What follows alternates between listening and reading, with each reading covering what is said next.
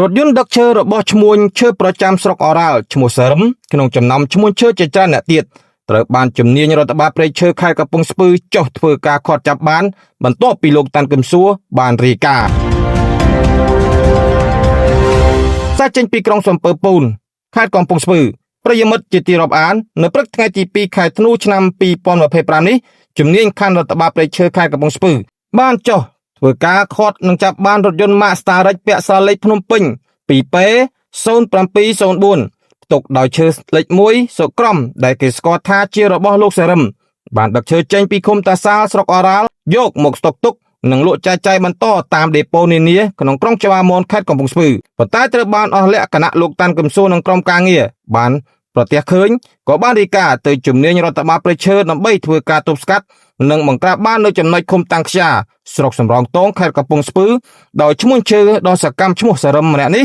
បានទម្លាក់ឈើនៅផ្ទះរបស់ខ្លួនរួចក៏បានបើករថយន្តយកទៅលាក់ទុកនៅទីតាំងខាងលើនិងបានរត់គេចយករួចខ្លួនបាត់តែម្ដងទៅយោងតាមការលើកឡើងរបស់លោកតាន់កឹមសួរប្រធានសមាគមយុវជនស្រឡាញ់ធនធានធម្មជាតិបានបន្ថែមថាឈ្មោះឈើដ៏សកម្មប្រចាំស្រុកអរ៉ាល់ខេត្តកំពង់ស្ពឺលោកសរឹមរូបនេះគឺជាឈ្មោះឈើដ៏ចាស់វស្សាម្នាក់ដែលតែងធ្វើសកម្មភាពចរាចរណ៍ដឹកជញ្ជូនផលព្រៃឈើយ៉ាងសកម្មចេញពីដែនជម្រកសត្វព្រៃអរ៉ាល់2ទៅ3ជើងក្នុងមួយថ្ងៃដែលពុំឃើញមានសមត្ថកិច្ចមន្ត្រីជំនាញពាក់ព័ន្ធណាធ្វើការទប់ស្កាត់នោះទេ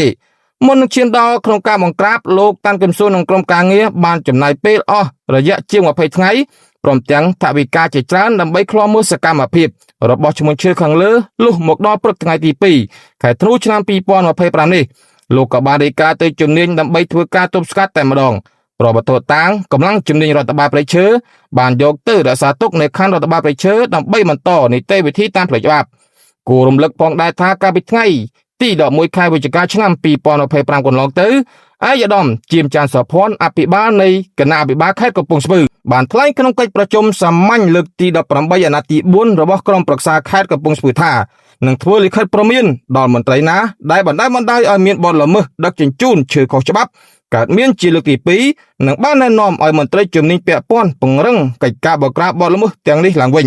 ប៉ុន្តែបើទោះបីជាឯកឧត្តមអភិបាលខេត្តបានថ្លែងយ៉ាងនេះក្តីក៏គេសង្កេតឃើញថាបទល្មើសធនធានធម្មជាតិនៅតែបន្តកើតមានក្នុងស្រុកអរ៉ាល់ខេត្តកំពង់ស្ពឺគណៈមន្ត្រីជំនាញពាក់ព័ន្ធនៅតាមបណ្ដាគោលដៅនៅចាំយាមនៅតែបណ្ដោយឲ្យមានបទល្មើសកើតមានជាដដែលជំវិញករណីខាងលើនេះប្រជាពលរដ្ឋសំណូមពរទៅដល់ឯកឧត្តមជាមច័ន្ទសុភ័ណ្ឌអភិបាលនៃគណៈអភិបាលខេត្តកំពង់ស្ពឺមេត្តាទានមានវិធានការទៅលើឈ្មោះឈើឈ្មោះសរឹមនិងអ្នកដែលពាក់ព័ន្ធដែលហ៊ានបណ្ដោយឲ្យមានបទល្មើសក្នុងដែនសមត្ថកិច្ចខ្លួនគ្រប់គ្រងឲ្យខានតែបានភ័ព្វទានសូមអរគុណ